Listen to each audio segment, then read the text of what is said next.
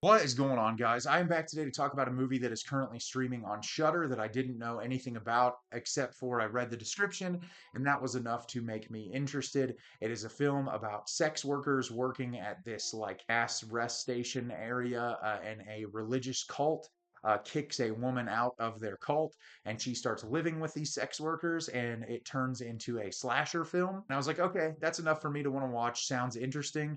And the movie I'm going to be telling you about today is Candyland. Candyland is directed by John Swab. Remy, a seemingly naive and devout young woman, finds herself cast out from her religious cult.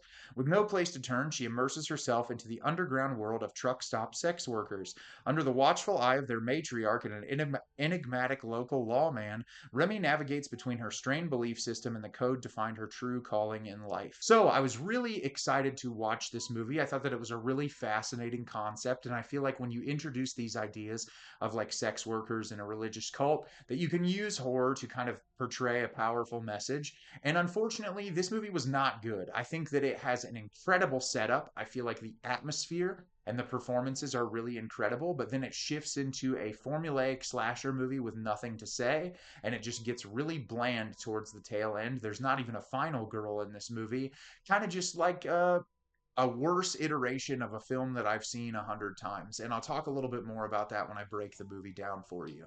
So the plot description really stated this perfectly. We're jumped into this world where all of these sex workers work at this rest stop gas station area. You see a religious cult show up there. There's like a back and forth between them and the sex workers, and eventually a young woman by the name of Remy gets dropped off at this place. She's crying and talks to the matriarch of the house and all the girls that work there. They bring her in, and the matriarch of the sex workers essentially says like, hey, you can be here, but you're going to have to work for me.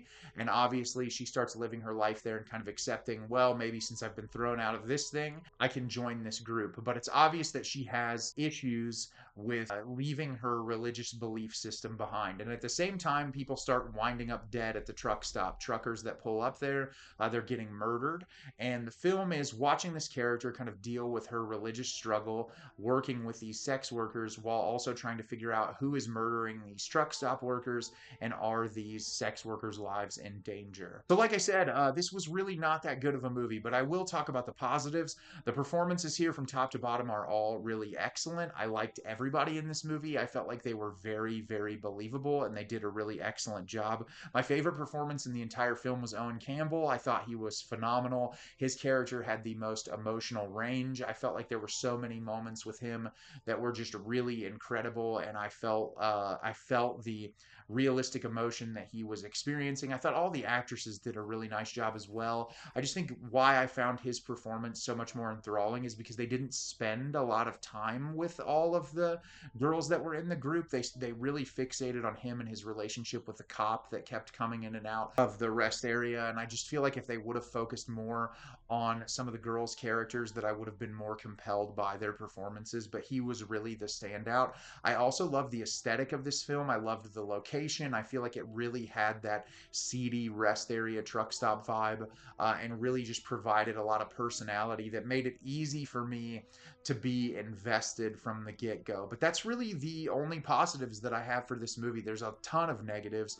For starters, I feel like if you're going to make a movie about sex workers in particular, there's a real way to approach it, especially in modern day. Like, obviously, when you've seen sex work portrayed previously, there was a lot of stereotypes attached to it. There's a lot of negative connotations surrounding sex work, and I think that that's a really bad thing, because there are a lot of people who get involved in sex work because they want to do it, because it's what they choose to do with their lives. And I think this movie kind of dives into that a little bit, but it also becomes incredibly stereotypical in moments. And I think a big issue with that is that a man directed this movie, and so many of the perspectives that exist in this film come from a woman's mentality.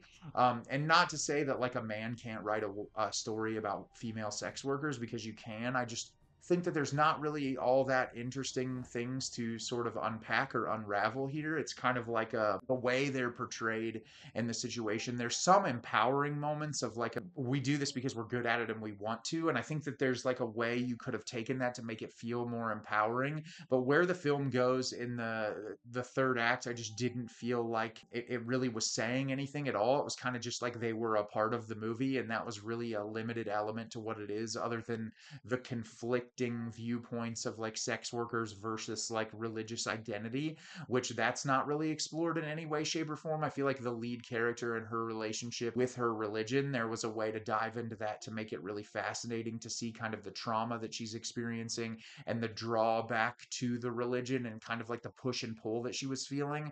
But I don't feel like they linger on that long enough to really make a lasting impact.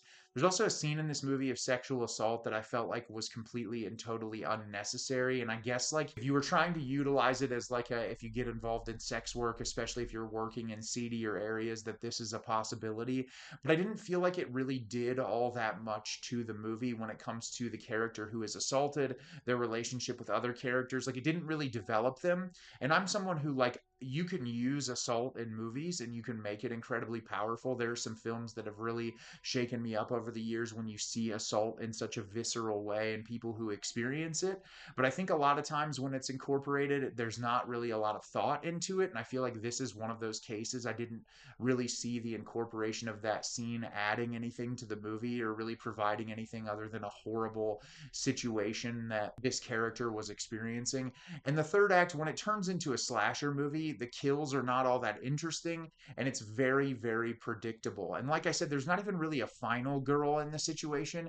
And so it just kind of feels like a collection of scenes occurring. I never really felt in any particular moment that I was watching something super meaningful or that I was watching something that was like really gripping my attention. It was just like, oh, this has turned into a movie that I've watched 150,000 times. And I really expected a lot more with such an interesting concept because, as I said, I mean, I'm a very progressive person. I'm someone who likes to talk about complicated issues. I think sex work in this country is demonized and treated really horribly, even though the fact of the matter is it's an industry that exists. It's a lot, there are a lot of people in this world who choose to do that because they want to. And I think that like the portrayal of that throughout media and throughout history, it's been very demonized. You are looked on as less than for doing a career that you are choosing to do, especially if you have empowerment over your own body and that is a decision that you are making.